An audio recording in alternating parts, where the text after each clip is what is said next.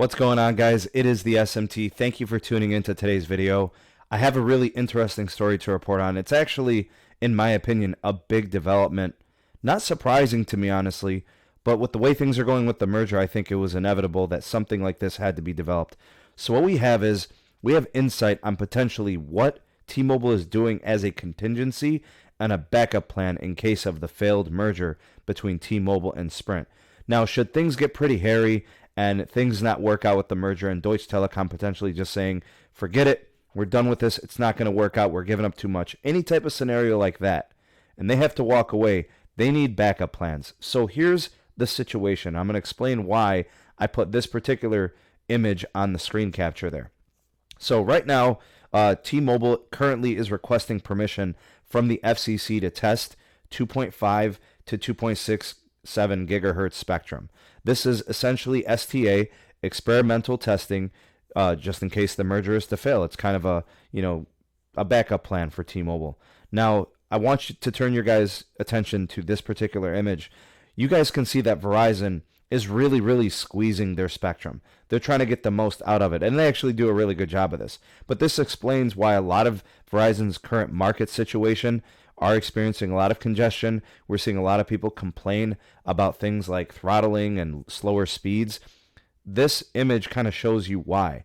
And if you look at T-Mobile, they're not that much better off. In fact, you could make an argument they're in a worse position because while they have similar low band holdings, they don't really have the mid band to really kind of compete in moving forward with 5G. Now, they have a good plan, but they don't have the spectrum to do it, which I want to turn your attention to the fourth column there for Sprint. They have what T-Mobile wants and needs for the future. It's the mid-band spectrum that will really deploy well for 5G. So if they can get the merger, T-Mobile's in a good place. If not, they're in a really bad position. The same position, really, that Verizon is in. So T-Mobile's scenario is merger or what else? Sprint's broke. They're operating in debt. And their parent company, SoftBank, is not really investing in deploying from the network because they haven't shown any type of aptitude in gaining in the network performance. So there's currently that situation. AT&T is well off. You guys could see in the column all the way to the left. They're well positioned. I don't even think this image actually parlays the Band 14 first responders network.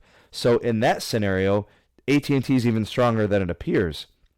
Now, for the second piece of news, and this again is a backup plan for T-Mobile. So T-Mobile has also filed a request should the T-Mobile and Sprint merger fall apart. T-Mobile wants to request that the FCC releases mid-band spectrum. And the way this is happening is the uncarrier would probably really want to get in on the potential C-band 3.7 to 4.2 gigahertz spectrum. Just so you guys kind of know what's going on there, it's very similar to the 2.5 gigahertz that Sprint has, a little bit higher, so obviously a little bit higher capacity, could offer better speeds theoretically, but very similar in terms of how it propagates and its performance. Anyways, this particular C-band spectrum is currently being used by satellite and TV. It appears that some of the spectrum could become available very soon. The FCC obviously has to vote on it. That vote could take place by the end of 2019, and we could potentially know about an auction date in 2020. Should the FCC decide to free up some or all of that C-band, Verizon and T-Mobile will be going at it for that spectrum. So I want to give you guys some perspective. T-Mobile is ready to spend $26 billion on taking on all this debt and taking on Sprint and all these problems to get mid-band in the 2.5 gigahertz range. If 3.7 and 4.2 gigahertz ranges with the C-band was to become available, T-Mobile would go just as hard for that as they are for this merger.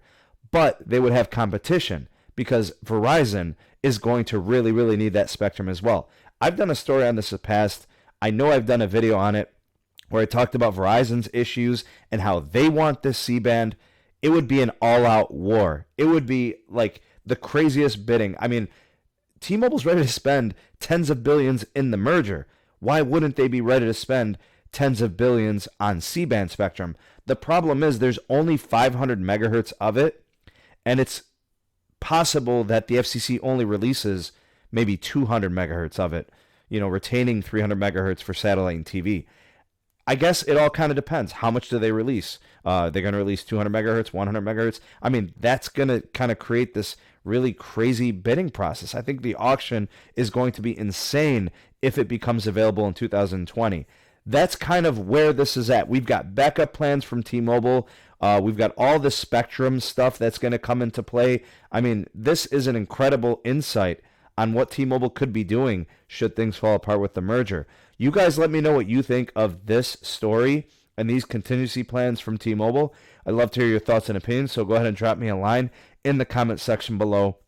I would say, honestly, the best part of the channel are the comment sections. I get to hear your thoughts and opinions, so go ahead and do that for me. Love to hear what you guys have to say. I want to thank you guys for taking the time to watch this video. If you could, please like and share it. And if you haven't done so already, go ahead and subscribe and bell notify yourself so you never miss an upload from the SMT. Also, if you want to get more involved with the SMT communities, we've got the Discord server. We have the Patreon page. Check those two out there in the description box below. And if you'd like to support production here on the SMT YouTube channel, there's a PayPal share link if you'd like to leave a small or occasional monetary donation to the SMT YouTube productions. Thank you guys again for watching this video. I hope you found this video informative. Make sure to hit that like button and go ahead and share it. I am the SMT, and I will catch you guys on the next video. Peace.